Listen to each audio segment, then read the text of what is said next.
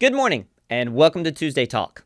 Have you ever started something out really strong? I mean, like you had a great idea and you were so excited to do it, and then you started it. But now that thing that you were so excited about is a huge moment of frustration for you. Why did we start but usually not finish? Now, there are probably several different projects, several good intentions that you had that you still tell yourself every day, I'll get around to it when I can. But what happened? Most of us make decisions in a moment that we are feeling extremely motivated. Here's the problem with that: motivation can be very unreliable. Why? Because some days we feel super energized and excited, like we can go conquer the world. Some days we feel like we can't even get out of bed. That's because motivation has a lot to do with our feelings, what we are feeling in that moment. There are a lot of people today that have started a good journey, have made very good decisions, even in past Tuesday talks where they're going to start taking small steps forward. They're going to start pushing and making progress. They're going to focus on a finish line, be closer at the end of the day than they were when they got started at the beginning of the day. But something happened and we stall out.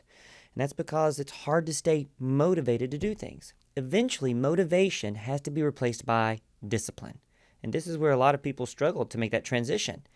Kobe Bryant, who's a famous basketball player in the NBA, for those of you who may not know, had a very strict practice for a long time that he would get up at 4 a.m. and he would go work out. Not because he felt like it, because trust me, at 4 a.m., I don't feel consciousness anywhere near my being. But he had a habit and a discipline that he was going to be the best when he stepped out on the court. So in order to be the best, that was his motivation when he first started. He had to discipline himself to stay the best. So his workout was 4 a.m. every morning. Insanity incarnate, but hey, that worked for Kobe Bryant. What about you? What have you started but you didn't finish? Because motivation was the pistol that went off at the beginning of the starting line, but it never got replaced by strong discipline. Everybody should have goals in their life. You should have a goal right now. Maybe your goal is being able to clean something in your house. Maybe your goal is reading a book or working out every day. Maybe you have a long-term goal of saving money for a vacation this summer or retirement in a few years. We have these conversations, we hear something happen in our society, and immediately we're motivated to take action. Good. We should have goals that we're striving for. But if we keep relying on feelings to motivate us to finish the race, or if we keep relying on feelings to motivate us to save for our retirement, or to motivate us to get the house clean, or the walls painted, or to finish the books that are sitting on our nightstands beside our bed, it's never going to happen. Motivation must give way to discipline. So here are a couple things to help you with that. One, understand this. Motivation always says, I'll do it when I feel like it. Never going to happen. Discipline says, I'll do it because I said I'm going to do it, because I had the intention to do it. Here are three things. Number one, do it for 5 minutes. Make this principle part of your life. Usually, if you will start something for 5 minutes, you're going to have a hard time stopping in the middle of something.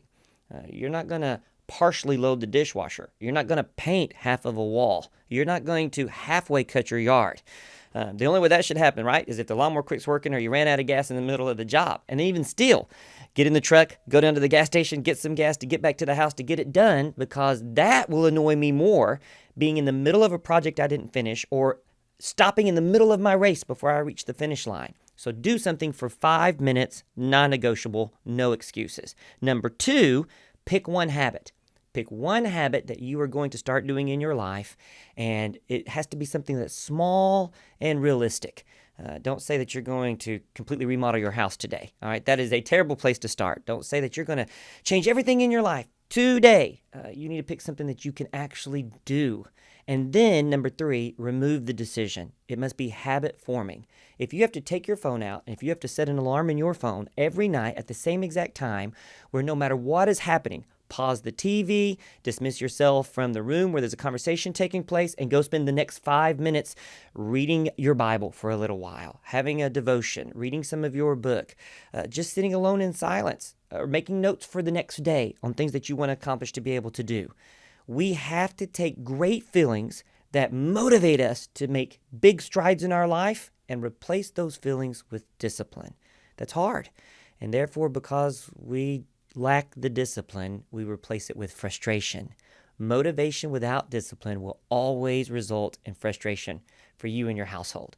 Anyway, I hope this helps you. You've got a whole week ahead of you. Establish some goals, set some time aside to do it. Start small and realistic, but go knock out some things by replacing how you feel today with some discipline for tomorrow. Anyway, thank you for spending a few minutes with me on Tuesday. I enjoy meeting you here every single week. May you have a great rest of your week. God bless you. I'll see you next week, Lord willing, at Tuesday Talk.